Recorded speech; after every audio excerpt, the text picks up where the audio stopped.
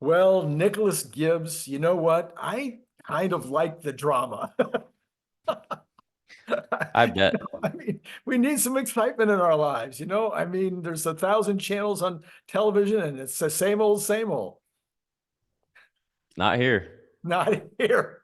So you The, just sent me a quick link. Elon apparently is back over there on X posting things. And tell us what you just sent me.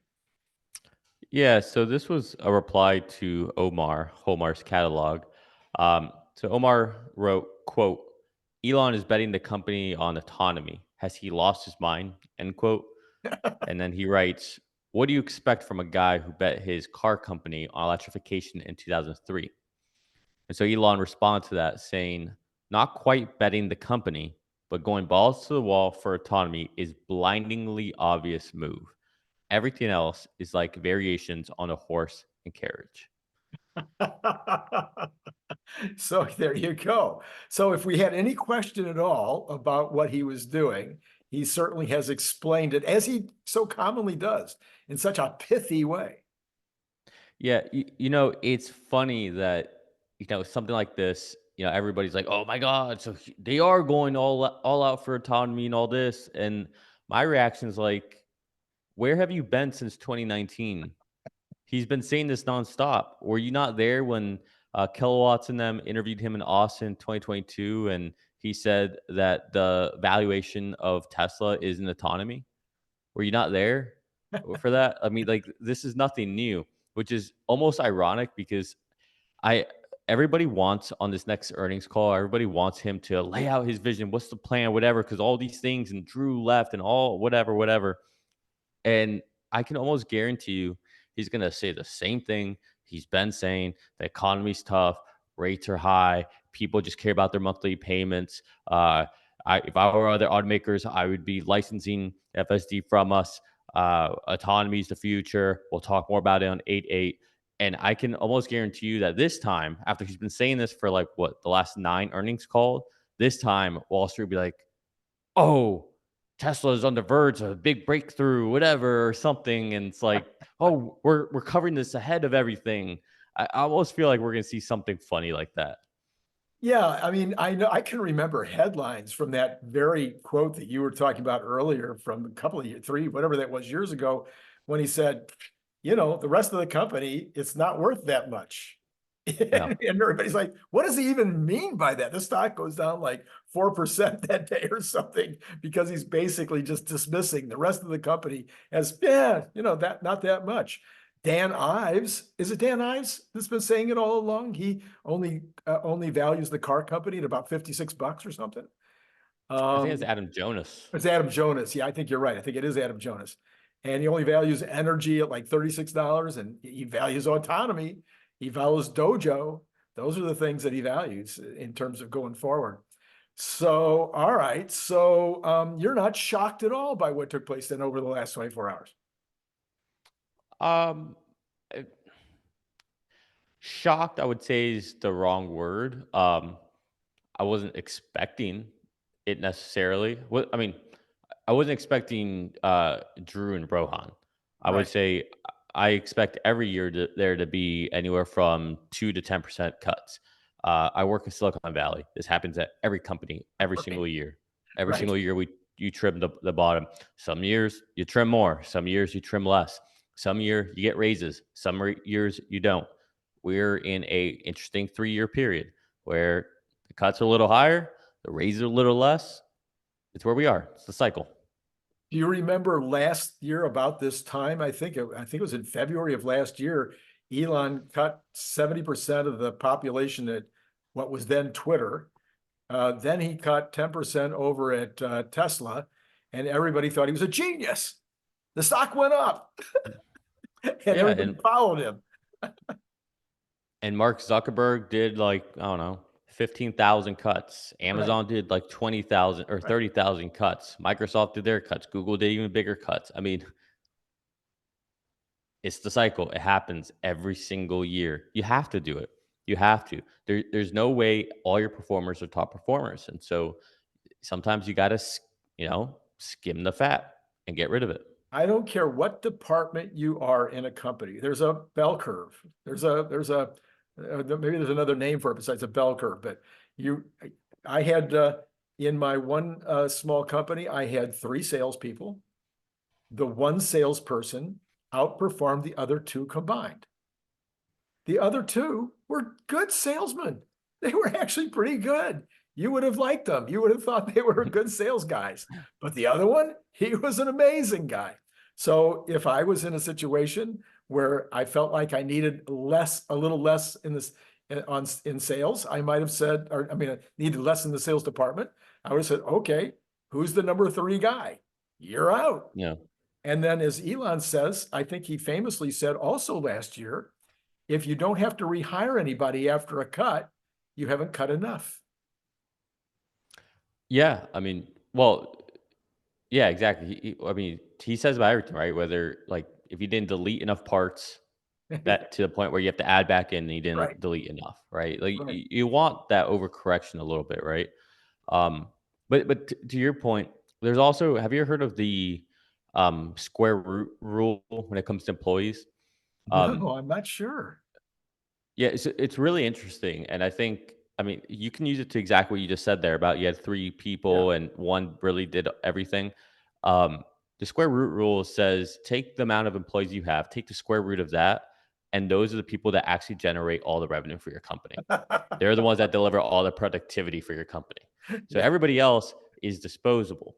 However, figuring out what that square root is, like right, who those people are, right. that can be challenging. I see. Yeah, yeah. But how about the opposite? Couldn't you take the same square root, which is just exactly what happened?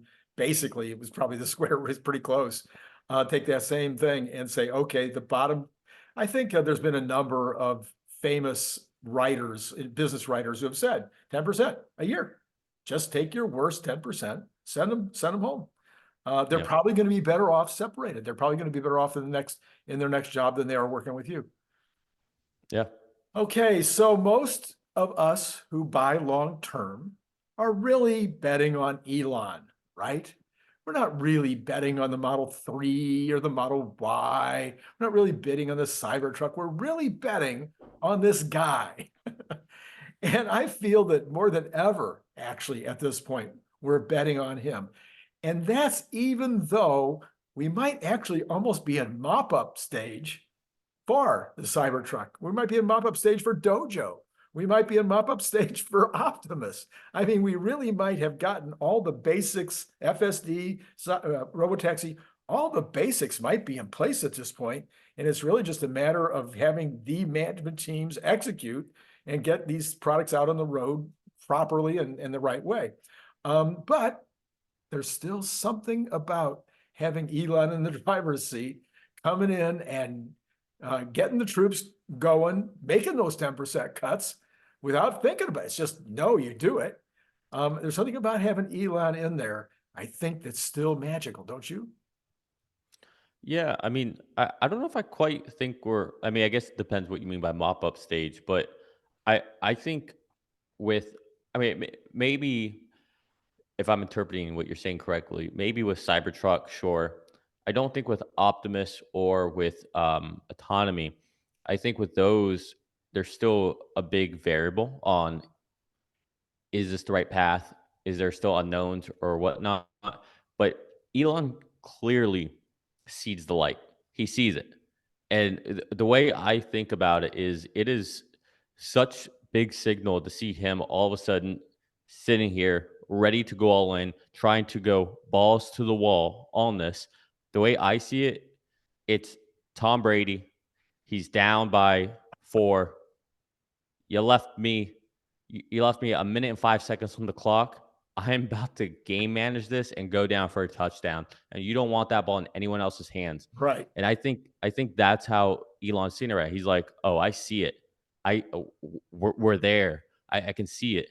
And mind you, he doesn't see what we're driving, right? He sees a few alpha builds ahead, Oh, and yeah. so it's I think it's very clear, not just to him, to Ashok. We see what he's saying to other AI engineers. We see what they're saying, and I think they see it, and they're like, "It's ours for the taking. This is not the time to screw up. it's a time to double down and get extremely focused on this and go and seize it. And I Yeah. think that's what Elon's doing. That's wartime. All right, let's talk about Robotaxi specifically. Think about the last 10 or 20 rides that you've taken in your car. If you weren't in the car, would the car have made it the entire way without you? No. Any of them? Half of them?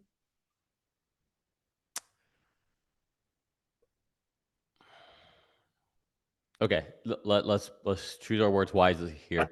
When you say make it, what do you mean by make it? Do you So in mean other words, if you had gotten in the car, if you had told the car to go home, or you told it to go to your, favorite workout center or whatever, if you just sat the navigation, shut the door and let it go, would it have made it?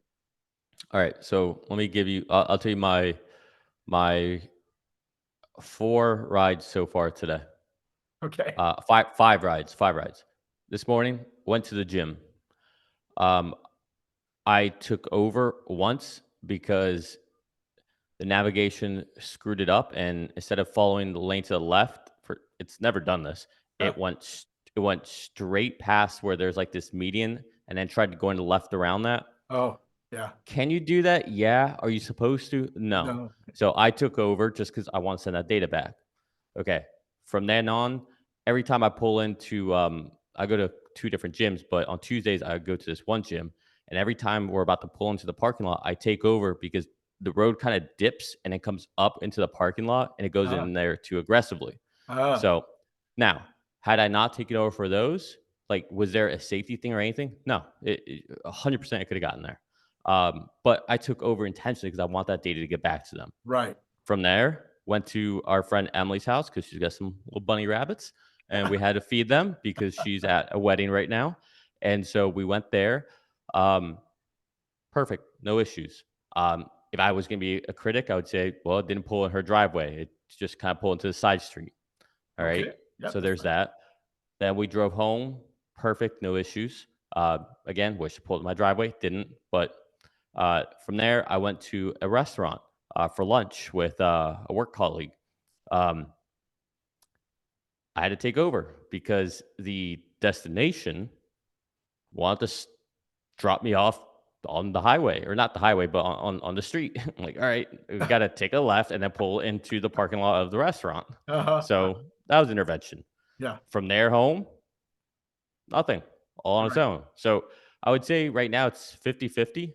Okay. Um, and honestly, most of it I would say is map data and pull into my driveway, please. Yeah. Right. so Right. Yeah.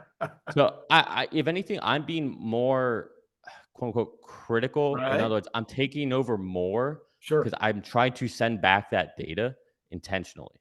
So So I've I've been in the car a little more than usual the last few days, and so I've been trying to use it as much as possible. And I haven't really been using it for quite a while. And I would say that the number one issue that's still, I mean, those are little, cases that have to be resolved. The number one issue that I see that may still be a problem is going to be other driver irritation. So what there's, do you mean? in other words, impatience of the drivers behind the robotaxi. So if there's, Oh, I don't care about that. no, I'm talking about the robotaxi itself. So in other words, if these go on the road, if they were on the road right now, driving with no driver at all, that there would be driver irritation when it's being too slow to make a right turn onto the freeway, or too slow to, just kind of not doing the kinds of things at the normal rate, causing the person behind them to go, what, this darn car. And so what do you think? Yeah, just let me push back on that. It, I think that's easily solved by people knowing what it is. For instance, it's not a robotaxi, or it's not you and your Tesla. Yeah. Let's say it's a school bus. Do you think someone's gonna be impatient, annoyed because a school bus that everybody knows, well, of course, is gonna drive safer? No. If people knew that what was in front of you was a robotaxi, you just expect it. So Like, we you need a expect it's gonna sign. be more conservative. Yeah, absolutely. Like, Okay. people recognize it. Yeah, it's There you go. All right. Well, see, that's why we have you on here, is to take care of the big problems. okay. But I like to be completely transparent, okay? I genuinely think if they wanted to, at least where I live in my geography, it could Yeah. be a robotaxi today. Wow. It probably wouldn't be the most comfortable because, like I mentioned, coming into that parking lot, there's a dip. I Yep. just want to Yep. slow Yep. down a Yep. little bit. Right. Um, little things like that. Maybe it doesn't drop me off exactly where I want it to, right? I think it needs to rely more. I think it needs to use maps the way we do. We don't use maps to make decisions. We use maps as confirmation Right. of Right. where things are, and I think it's slowly moving that way.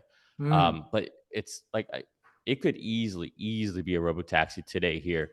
They probably have to do some little guardrails here and there for like what I'm talking about. Just pull up, drop off. Don't worry about driveways, little stuff Yeah. like that. But without a doubt, So then, having said that, then do you think that the Robotaxi network will be unveiled on 8/8, meaning that your car could be turned loose on 8/9 as a Robotaxi? um, no, I don't think so. I think it's gonna be. I think we talked about this last week. I Well, think yeah, but the we've had a week of yeah, big things happening.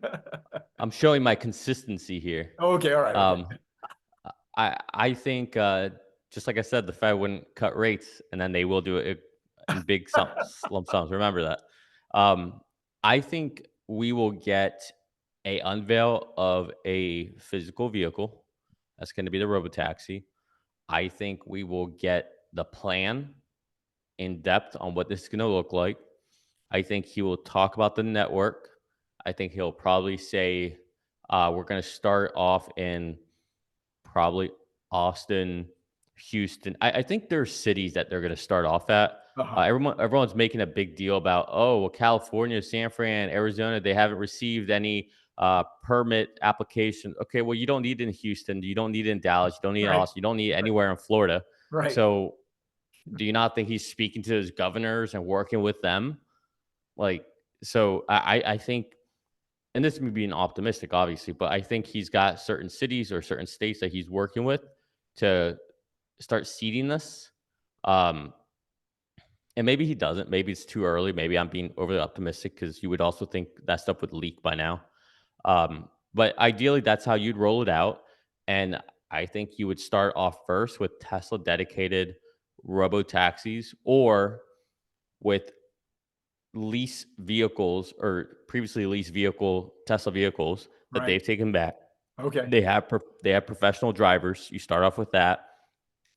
As that kind of proves itself out, right? Because Tesla needs to, also be cautious. Right. Then you can start letting people like us at right. There's got to be like some steps to it. You don't want to go from 0 to 100. Right. You want to right. You don't score that touchdown on a Hail Mary, right? Right. We need some check downs, right? We need some slants. We need a little Gronk magic or whatnot, and then Tom Brady, at the 5 yard line can throw it in. So I think it's kind of like that. Um, but I think he'll talk about the path to it and how it's going to work. That's what I think. The network will be announced, just not that we can tomorrow. You can put it in. Yeah. Yeah. Do you still think that Otto, if that's the name of the Robotaxi, do you still think that the physical vehicle Otto will not be will not start production until the second half of 2025? I'm getting this sneaking feeling that maybe it's going to be sooner. I agree with you. I I think it'll start like January. Wow. Okay. Yeah. I don't Yeah, know. It's just a gut feeling. It's not, I don't think it's my normal optimism. I think it's just a gut feeling that this is not that hard to get. And I'm thinking maybe unless they are going for something. I just listened to that Jordan Giesecke video earlier today about, is it going to be plastic? Is it going to be stainless steel? Is it going to be regular paint? So if they're going to go to some kind of a really unique plastic, that might take a little extra time to kind of figure it out. But in general, I'm not sure why it's going to take until the middle of next year. So I'm just thinking maybe it's going to pop. This one might pop early. yeah. Well, that's what I'm saying. Like I I think I have reason to believe, and there are signs out there to believe that Elon is kind of done with forecasting the future just to kind of get hated on until it happens. And so the fact that he's announcing 8 to 8, I think it's because it's like, all right, well, we're gonna start, we're gonna start rolling these out. We're gonna start testing in these certain, cities or areas, Uh-huh. and we're gonna do a lot of QA. Because that's the thing too. You can't just go from a brand new Robotaxi out into like physical form into, all right, we have a Robotaxi service. We got to test the vehicle out. Like you got to do QA checks. You got to let it drive hundreds, thousands of miles, see what breaks, what doesn't break. And we haven't seen any of them out there. We haven't seen any concepts or anything, at least not that we're aware of. Yeah. And so you don't know what you don't know until you start putting miles on it. And so we gotta, stretch it, so all that still has to happen. And so I mean, that could be why it takes until 2025. Who knows? Right. But I could see them saying that like from August till December, we're going to start doing this. And that makes sense. Let's unveil it now before people just see it on the streets and they're like, oh, what's Tesla doing? Like, well, all right, so we're going to unveil it first so you see it, Yeah. get some Yeah. hype around that. Then we can do our testing in public. People will start seeing it. You know what I mean? Like Yeah. it's Yeah. not just 0 to 100. You got to do all this. So what about the consumer version? Of course, everybody's all, oh, Gary Black is practically, I'm a little worried about his health because he's so worried that we're not going to have the consumer version of auto until 2026 now instead of 2025. What do you think? I think that if I told any institutional investor, hey, I got two products for you. One is for economically challenged people, situations, countries, whatnot. It's a one time sell, and then we're done, decent margins. Or I've got this other one that can be sold for good margins, but also it's got a monthly recurring revenue, annual recurring revenue, really high margin on top of that. Which one are you going to take? Probably this one. And so I think it's just basic economics, and the obvious is the obvious. And Elon's saying, well, let's stop doing things in parallel right now because this seems so obvious and we Yeah. can get going. And maybe this one over here is slowing us down a little bit. Let's do that. Let's focus on that. Let's get that out. And then we can go back to the other one because the other one's less important. It's less beneficial to the business. Is it meaningful? Yes. Do we need it out there for other countries and whatnot until we can get FSD in all these other countries? Sure. But until then, let's focus on the big thing that's really going to be sexy and get that high margin ARR, MRR, and then we can focus on the other vehicle. That's what I think. All right. Well, let me take a tangent off of that idea. So put on your investor hat, and Robotaxi comes out. Okay, the actual whether it's the existing vehicles, whether it's your vehicle, whether it's those leased vehicles that are coming back, and it's Tesla's own fleet, whatever it is, but it comes out. It goes into Austin. It goes into some city in Florida. It gets tested in Phoenix, whatever. And we have 30 days, 60 days, 90 days goes by. There's a couple of little glitches and it makes a headline or two, because something happens with somebody's dog. I don't know. But basically 60, 90 days after that rolls out, everything is going just fine. And even the Teslacs are having a hard time figuring out what to say negatively about it. Are you ever going to care whether the $25,000 car comes out or not? Oh, I agree. At that point, at that point, you'll have people like Gary Black saying Tesla needs to ramp this up faster. Tesla needs to, or like they're going to be complaining about, oh, they need to beef up the network because it keeps getting overcrowded, or they need to put more vehicles out there to drop down the price of the per mile. Like I mean, and what a great day that would be when those are the complaints. Okay, so here's a follow-on question for that one. If Optimus starts shipping in 2025, let's say second quarter 2025, Optimus starts shipping renting for $60,000 a year, cost 20,000 to build, and they have production capacity the first year of 100,000. Will you ever even care about Robotaxi again? Well, I probably will because I'll have mine in the network, That's right. That's right. but I would say you're right. I Yeah. probably wouldn't. I'd probably care more about, hey, why aren't you guys ramping up Optimus faster? Why are you only doing 100,000 a year? Why aren't you doing 1,000,000? Yeah. Okay, let me ask you something. I know it's going a little bit off script. What were your thoughts on? Actually, maybe this is in your script. Sorry, I don't remember. Okay. What are your thoughts on them dropping it to $99? Oh, no, that wasn't, did we talk about that? I don't remember if we talked about that. I am perfectly fine. I love doing that kind of stuff. In fact, I just on Amazon, I've got 3 product categories that I sell on Amazon. And 2 of the 3, I just increased my prices a lot Mm. just to see what would happen. And I've already found that I probably increased some of them just a little too much. So I'm starting to back off just a little and then see what happens. So no pricing, especially in the world today, you have such ability to fool around and play around with your pricing. So yes, this is great. He's going to know within a few weeks what the difference in $99 makes. If it makes enough of a difference, great, he's all set. Or if he says, wow, that was too much of a drop, he can go back up to 149 or something. So no, this is absolutely what I love the idea. It's great. It's fantastic. What did you think? Yeah, I loved it. Listen, my best friend Greg and his girlfriend Monica, they both have been using FSD, the free trial. She's been for the last 2 weeks been complaining that she hates the fact that she's going to lose FSD. She loves it,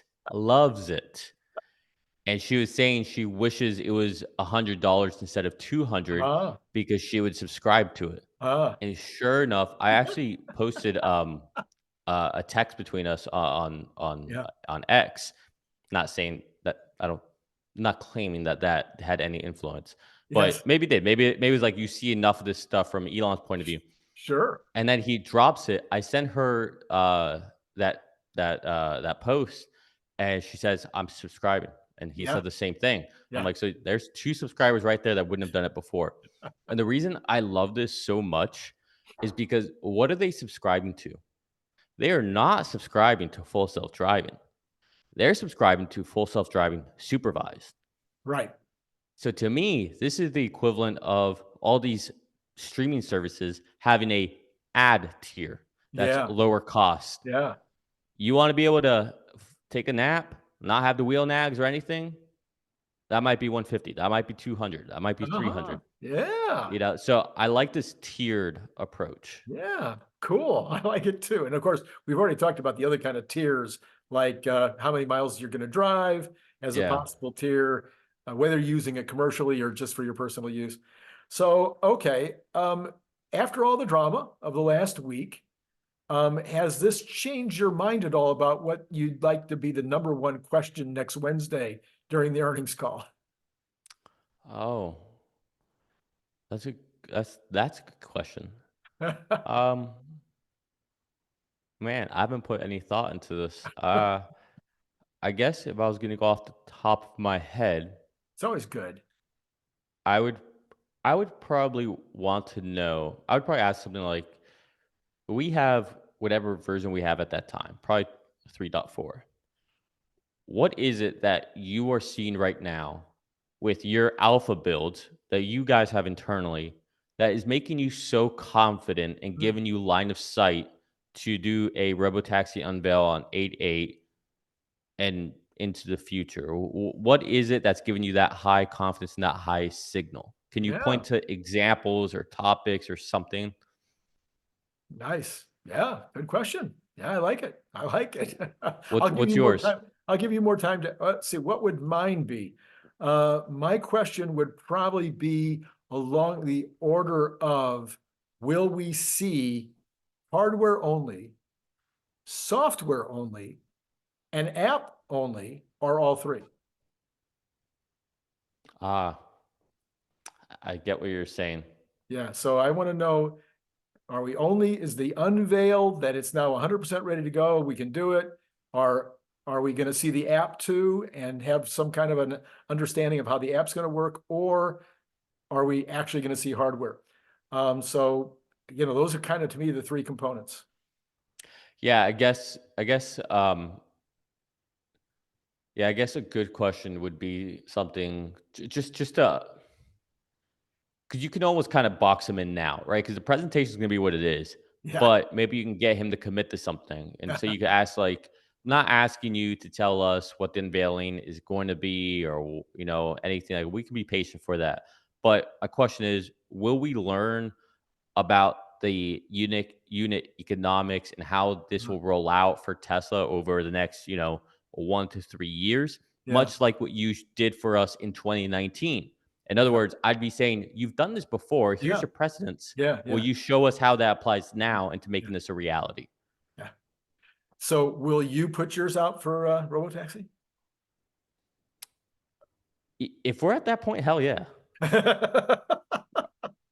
Are you kidding me? So AJ says, Elon once said that if you don't hire people back after a cut, we talked about this already, you likely didn't cut enough. Given Elon's relatively recent success with the Twitter staff cutting, Elon may have wanted to err on the high side on Tesla too. Do you think he erred on the high side? Because I also saw Sawyer saying today that almost all of the available job listings at Tesla have been taken off the boards. So do you think this is more of a, no, we've told everybody no more hiring, and if you got more cuts, tell, or what do you think? um, what do I think? I think we are. It's so funny. We flip flop, Randy, you and me. I think I think we're going to start seeing a very tough economy. Oh, okay. I'm not saying recession per Yeah. se, but I think it's going to get a lot worse here soon. Um, there's,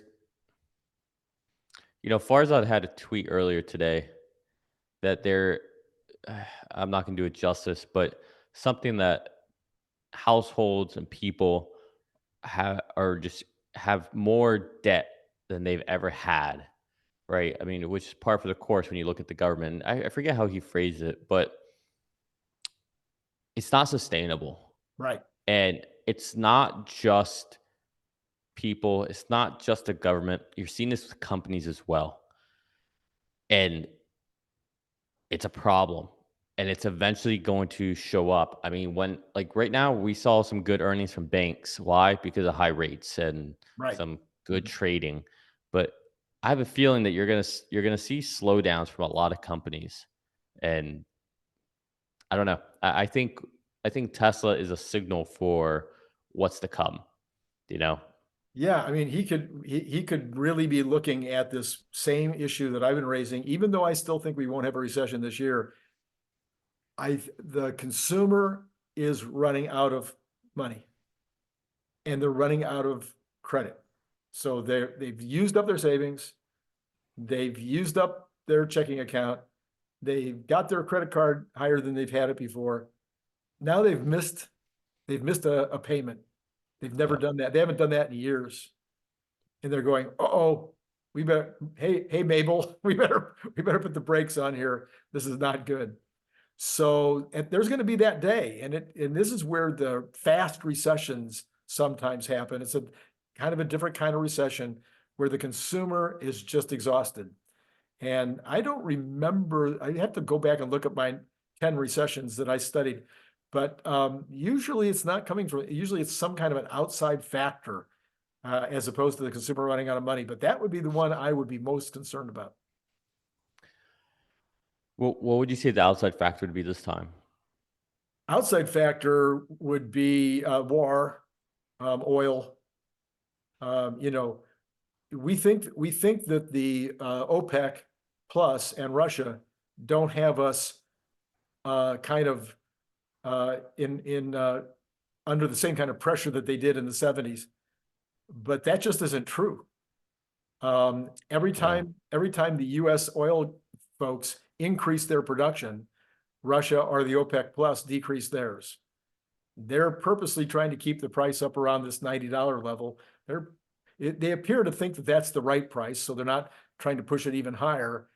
But if they wanted to, if they got mad, if they got upset, it would not be that hard for them to cut another 1 million barrels a day, and that would start to put the crutch on. Yeah, no, that's a good point. I mean, I I love what I don't love, but the way you said it, people are running out of credit. Yeah, Like people are out of their savings, I think. I feel like there's been this phrase of, people have uh more disposable income or whatever. It's like who are you talking to that has all this disposable income? Because I see people out and about all the time, and I will go up and I'll just ask them. But I mean, it's inappropriate. I'm not saying do what I do, but it's how I get my ground truth. I'll ask them like, "How do you afford this?" Like, yeah, yeah. I'm I'm a very, people call it cheap. I say frugal, person, and I live on a very strict budget. We don't have to, but I do. Um, and I look at other people. I'm like, how are you spending more than I spend? Yeah, yeah, People don't care. yeah, People think if people are kicking the can down the road, it's a future problem. And, you can say that that person is being stupid or whatnot, and they are, but it's no different than what our government's doing. yeah, And people are just racking up all these credit card debt. And so you throw onto that, to your point, what does war do? It raises oil prices. right. What right now is we're in an election year. What's normally happens, oil prices come down. OPEC, Russia, OPEC Plus, they're saying, nope, not Yep. happening, not this time. To the point where um, I think I might be speaking out of turn here, but I believe I saw that the Biden administration is talking about doing another release from our reserves, from our strategic reserves. Oh, really? Okay. Yeah. I mean, obviously, this would be the perfect time since you've got the price up, and you might want to bring it down a bit. But I'm not sure they can out. I don't. I think this becomes a fool's errand Oh because yeah, once again, all the Russians have to do, or the Saudis have to do, is say, "Oh, you're going to release 500,000 barrels a day from the reserve. Okay, we'll reduce the amount we're producing by 500,000 barrels a day, and you've got a net nothing." yeah. No, I agree. Yeah, the Um, recently they were what you might have heard. I know that this was true. I think it was last Thursday or Friday. They stopped buying for the reserve, so they had been actually buying some to refill it because it was so low. This is several weeks ago, and they announced that they were no longer going to be, because the price had gone up so much. They were no longer going to be buying for the reserve. so yeah, that was 2 weeks ago, Okay. and this was 5 hours ago. Oh, okay. U.S. could release more strategic petroleum reserve oil to keep gas prices low. Senior White House advisor says Senior White House advisor. Wow. so. Interesting. All right. Well, let's move on to the semi truck. Sawyer Merritt reporting. Recently, Martin Brower partnered with Tesla. I've never actually heard of Martin Brower, although some Martin name is in the semi truck. Seems like I know that name, but the Martin Brower name is not familiar to me. Anyway, they partnered with Tesla to pilot the use of all electric semis out of their Stockton, California distribution center. The pilot ran earlier this year and included 2 all electric semis running routes to restaurants serviced by their Stockton distribution center. Overall, their drivers had positive feedback on how the vehicle performed. The Tesla Semi rises above any other tractor with mobility, center seat configuration, precise movement that allows the driver to navigate safely. This is Casey Camp, a driver. The Tesla Semi, another quote, the Tesla Semi experience has been impressive since day one. Our drivers had no problem learning the systems, maximize the features that set these tractors apart, according to Megan Yamaguchi, assistant transportation manager. We been able to push these tractors well beyond expectations and look forward to our electric future. He said they're going to review the results and look at the possibility of making some purchases at this point. So, what do you think? I think it's exciting. Now we just got to ramp them up. Yeah. So my understanding is that I think I'm pretty clear on this at this point. They are going to be building some out of that old line, that that pilot line, if you will. I Hmm. think you're going to start seeing, you know, 10 a week or who knows what, but something is going to be coming out of the pilot line. I just like to see somebody out there with a shovel, just even a little hand shovel would be okay with me out at Reno, starting to put that building up. Ay, ay, ay, ay, ay. So, all right. So you just this is something that I've been thinking about for a little bit here, and I think you're the perfect person to let me ask you a question. Sure, absolutely. Do you think that this delay in Mexico has anything to do with the presidential election and the chance that if Donald Trump becomes the president, that he might put restrictions on electric vehicles coming in from Mexico to ward off Chinese competition? Do you think Huh. Elon and them are trying to delay things just to see how all that plays out so they don't, screw themselves over? Okay. You have to take into consideration that when Mr. Trump arrives in office, he will not be looking at a second term. He True. will, I mean, this will be his second term, so he does not get a second term. So he is no longer going to care about his base. No offense to anybody. I don't mean that he's a mean guy or that he's two-faced or anything else, but he's no longer going to be looking at his base. He's going to be really able to do what I believe is in his heart, which is look out for America. I agree. And I think that he's smart enough to know that what's the best thing for America is an electric future, and that some of that is going to be Chinese competition making cars in Mexico. And I don't know, maybe I'm completely wrong, but I do think that I think there's a lot of Republicans right now that are really only speaking to their base on the electrification situation. If they have, I believe that they have brains, and I believe that they're reading as much as I am about what it means in terms of electrifying the future. And I think they're really talking to their base. Okay. Yeah, see, I don't mind Chinese EVs in the United States. Uh-huh. I'm just more of the mindset of don't build them in Mexico and bring them in here. Oh, okay. Employ American labor I see. and build them here. I'm Yeah, more of that mindset. it's going to be robots, man. It's not going to That's matter. fine. That's fine. But at least American robots. the people who get employed are the construction workers to build the factories, to do the maintenance on the robots. The few people they do hire, it'll be Americans. The delivery people, those will be Americans. Like the service centers, those will be American, right? So Yeah, yeah. that's all I'm saying. Okay. It's Okay. General economy. Building permits, a sign of future construction, fell 4.3 to 1.46 million rate. Builders scaled back constructing new family homes, leading to a 12.4% drop. And apartment stops fell 20.8%. New construction fell across most of the nation, with the biggest drops in the Northeast. The West was the only region which saw new construction increasing in March. Permits also fell by 5.7% in March, while apartment permits were actually flat. Manufacturing rose nicely. I'm sorry, that's a different story. I didn't put any little hashtags. Okay, so housing, 10% of the economy already in recession, has been in recession for 5 years or longer, maybe much longer. We have this huge shortage of housing. We have a shortage of residential, especially single families. How do we ever get out of this rut? well, it's not by raising rates and it's not by Yeah, keeping rates high. I tell you that much.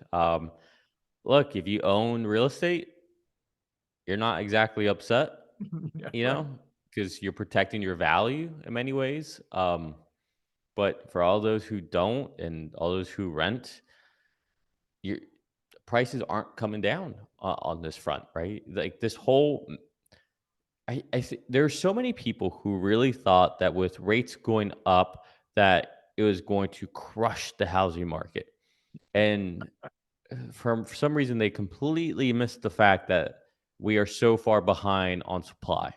And that there's 7 million additional souls that have come across the border in that 3 years that need a house. They need a place to live. Yeah, exactly. So what we know is that when rates are high, like right now, and people can say whatever they want about, well, these rates are normal, right? Like I hear this all the time, and it just lacks so much nuance to me. Like, yes, sure, historically, this rate is normal. This rate is not normal compared to how much a house costs in Right, relation to one person's annual salary. right, That's changed. right. But So what has it also changed, this is important, this is an important nuance, which I will be probably reporting on maybe over the weekend in more detail again. What I'm gonna hit you with something that you're probably gonna, maybe you already know this. In the 50s and 60s, what percentage of a family's income went to groceries? Oh, trivia. I like this. Oh, oh wait, hold on. Hold on. I know this is boring for people. I just want to really take a shot at this. What percentage? Okay. Um, I'm going to say 0.5% A half a pre-tax. percent of their income Yeah, pre-tax on a monthly basis. on a monthly basis. So if they made $1,000, they were only spending $50 on groceries. I was thinking more like today's comparison. So right now, if you make like 100 grand, 1% of 100 grand would be 1,000. I think I spend about $500 a month. So, Only $500 a month on groceries. Wow. well, and I know I'm low. I know I'm really low. Right, right. Like I So, told you, okay, I'm frugal, not that's cheap, frugal. $10,000 a year. You're saying you don't make, you make, so you make, say, $9,000 a month. Okay. And so 1% of that would be $90 a month.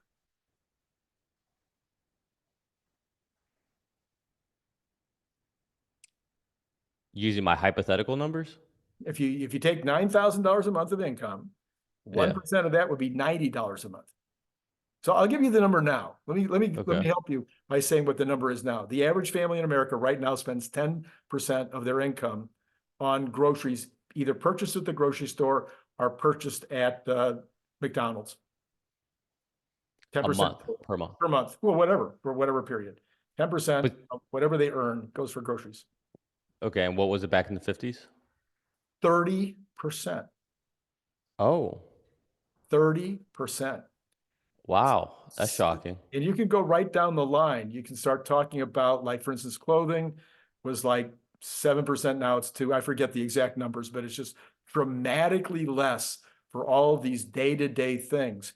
So I have this thesis, which I should probably write it up and see if I can get it published. But my thesis is, well, okay, if you used to spend 30%, now you spend 10 on groceries. Just take that one. Let's say everything else is the same.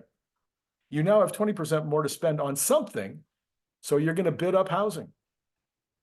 Mm, Okay. that's fair. So that's what I think is happening. I think that's what's happened over the last 70 years of my lifetime is we've seen people where all of their other expenses that they have, maybe except for medical and education, all those have gone up more than inflation, but maybe everything else that they have to buy on it, that they are forced or have to buy has come down as a percentage.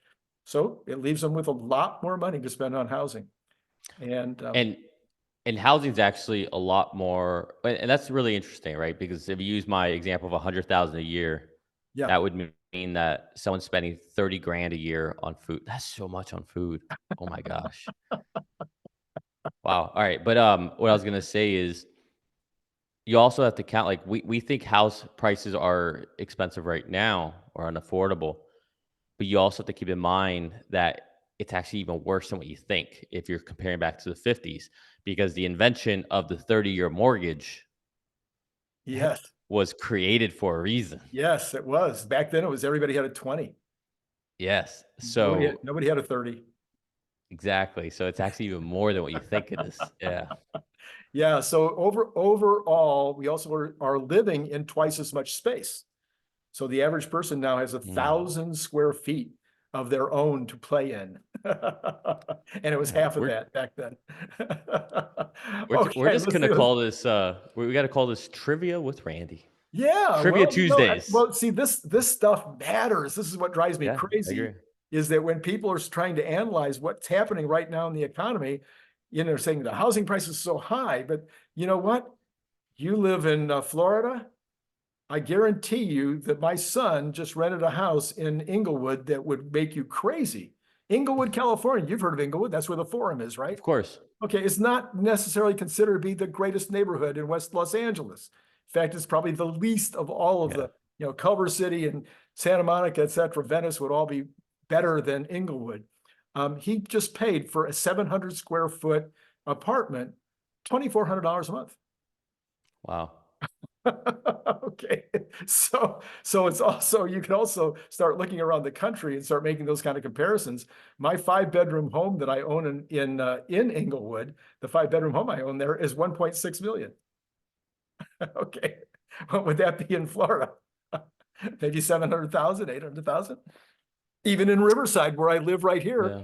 we have a 5-bedroom that we also rent out, a 4-bedroom actually, and we rent it out, but it's on 5/8 of an acre. It's only 800,000. Yeah, I have a place that I rent out for 5,500 a month in the heart of the city that I live in, and arguably the nicest part of the city, like Uh-huh, by far. right? And that's 2,000 square feet, 4 stories, has its own private rooftop. Um, like I said, 2,000 square feet, 3 bedrooms, rents out for 5,500 a month, and that's about 1.1. Okay, yeah. So, but the comparison, you're talking about like, 5 bed. Yeah. So it's like, yeah. And that's in the best. I'm talking Yeah, about the best. And yeah, yeah.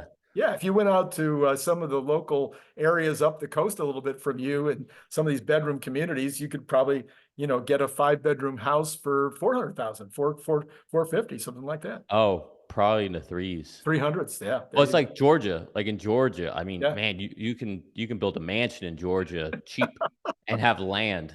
yeah. Okay, so it's all, these things are all relative. And so when people say, "Oh, I can't afford a house," move. Move to some other part of the country. Yeah, Believe yeah, me, yeah. you can afford a house. You can't afford the city you're in. Right. That's what you That's can't what, afford. okay. So manufacturing rose nicely for the second month in a row. This is the first time it's happened since early 2023. Capacity utilization was up another 0.2%, but still not up to the 80%, the magic 80%. Good news for that sector, which has been in a recession also for about 5 years. Moreover, these size increases would not be inflationary. So just having a little 2% bump, 0.2%, 0.3, not inflationary. So housing still in recession, manufacturing still pretty close to recession, retail and services. That's what's keeping us afloat. Oh, and government and medical. That's what's keeping us afloat. Yeah, I mean, it just seems like a house of cards. Yeah, Fed Chair Powell said today he has definitely not seen the kind of confirmation of lower inflation that he needs in order to cut rates. We will look at we will look at bonds, if you don't mind, right now. We'll see what's happening because the bond market kind of went nuts again today. And but we'll look at Tesla first. So Tesla, of course, was down 4.37, $4.37 today. I thought it did really well. If I was, it was down more than that and came back. I think it's been really resilient. So I think some people are getting it. I think some people are seeing through the headlines to the reality that this is smart business on every level. We'll see what happens tomorrow. I'd like to see a build. I'd like to see a little positivity going into earnings that might give me more confidence that people are getting it. Yeah, I agree with you on the strength. And I definitely think that there are big buyers out there that are obviously stealthily buying and keeping it up while a lot of people who are scared are selling out. And by the way, to our point, after hours, 88 cents up. So there you Don't go. don't hate that. All right. So, all right, let's look at the bonds. The bonds. Here we go. Oh, my app doesn't want to give me that information. Why not? What's going on here? Let me try. There we go. All right, the bonds, yeah, see, up 1.7, an additional basis points in the after hours after being up in the regular today. 4.674 at this point, but it touched on 5% today before backing off. So this is not Wait, good. is it 10-year did? The 10-year touched on, it's only 33 basis points away from 5% now. Yeah, I'm looking at it right now. Wow. I did not know it touched 5 today. It touched What's 5 for a minute, yes. what's the And 2-year? yeah, the 2-year is at 4.986, almost at 5. It Difference, did top 5. The 2-year did top 5 today. yeah, but the 2-year's been over 5. That's not surprising. And the Yeah. 2-month is way over 5 at 5.4. But what we're seeing now, believe it or not, now listen to me, I know you'll love this. That inversion is collapsing. I don't know if you and I have had this conversation yet, but the inversion is collapsing in a way that I wasn't expecting, but other people started showing me. And that is that the 10-year is moving up, the yield is moving up towards the 2-year and the 2-month, not the other way around. And the 2-month is now down to only 80, trying to do it in my head here real quick, about 75 basis, but around 70, 75 basis points. It was 150 basis points. And the split on the 2-year is now down to 32 basis points. No, is that right? 6, 7, 9, 8, yeah, 31 basis points. And it has been running 35 to 50. So we're starting to see that inversion collapse. And according to the charts I've seen, it's when the collapse happens is when we're heading Recession. into a recession, to Yeah. your point. I don't wanna be right about this. I know you don't. Oil. Everybody's talking about oil? Okay, oil. Down again a little tiny bit in the pre-market. Brent is just barely under 90 at 89.91, and Texas Intermediate at 85.24. We have got, oops, I think I forgot. Yeah, natural gas continues to drop another 3 percentage points after hour to $1.67. It had been moving up all last week, and now it's been collapsing this week. We've got gold at down a little tiny bit, 2,398, though, still way up there. Silver down just a little bit. It has been screaming also. Did you know that silver had doubled over the last 3 years? 4 years. Doubled Did not since know that. 2020. Copper, tiny bit down, still way up over $4, $4.30. All-time high on copper, 475. So we have to look at that and wonder what happens if copper goes over 475. I guess people will start stripping copper out of people's homes again, right? Catalytic converters. Bitcoin up 815, but way off of where it had been. It's sitting at 64,000. Any thoughts on Bitcoin today? Yeah, it'll be interesting. We're what, 2 days away from the supposed halving. Oh, the halving is So, this week. yeah. Wow. I lost track of that. Wow. Yeah, Okay. I mean, I'm not a Bitcoin person. All my Bitcoin investments are purchased through Tesla. So Tesla Okay. owns all my Bitcoin. But it's yeah, it's I mean, it's just interesting to watch and Yeah, interesting I that it's coming down just prior to the halving. Okay. All right. We'll see what yeah. happens on that. Well, it's Okay. interesting that it came down with all the noise over the weekend, I know. right? I know. Yeah. Yeah, that's weird. That was surprising to me too. The pre-market on the equities, the Dow up 26 or 0.07%, S&P flat, and NASDAQ futures up 11.25 or 0.06%. So a little, I think wasn't it all was it all green on the equities today? I forgot. No, not at all. NASDAQ was down, Nope. S&P was down, but the Dow was up. Now the Dow, is down a lot from its all-time high. So it might be part of the reason why the Dow currently is showing a little more strength than the other two. Okay, well, that's kind of everything about the markets in Tesla today, unless you have closing thoughts. Yeah, closing thoughts. I think just patience. Patience, Be patient. I think patience. there's been a lot of noise this week. A Yeah, lot of yeah, fear mongering, a lot of the skies falling. I'll take it back to Tesla. All these layoffs, Drew and um, Rohan leaving. right. Listen, these things happen. Silicon Valley companies do cuts every year. Jeff Bezos left Amazon. Amazon just hit an all-time high. Yeah, Steve Jobs left Apple. all Apple time. Yeah, soared. right. JB Straubel left. That allowed for the emergence of Drew Baglino. Right. Drew's going to leave. Someone else is going to come in. Yeah. Elon Musk is still there. Elon Musk is what makes it go.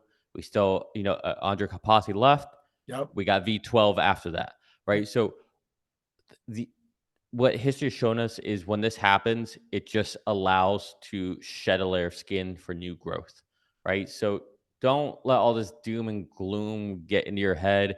I'm probably not telling anyone anything new, but sometimes you just need to hear it to be like, yeah, you're right. That's all noise. And at the end of the day, nothing's changing. The company's still doing what they're doing. We still have line of sight to what is arguably going to be the most game changing technology TAM disruption that we've seen until we get to Optimus and Elon's there. You guys, people have been saying we want him to be there and get to work. Well, he's ready to go balls to the wall. Yep. So There I'll you leave it at go. that. That's a good place to end. You bookended it. There you go. All right, Nicholas. So glad to have you bring us the good news on Tuesday. And to all of you out there, it's been great enjoying all day today with you. Let's do it again tomorrow. It's been great talking to you.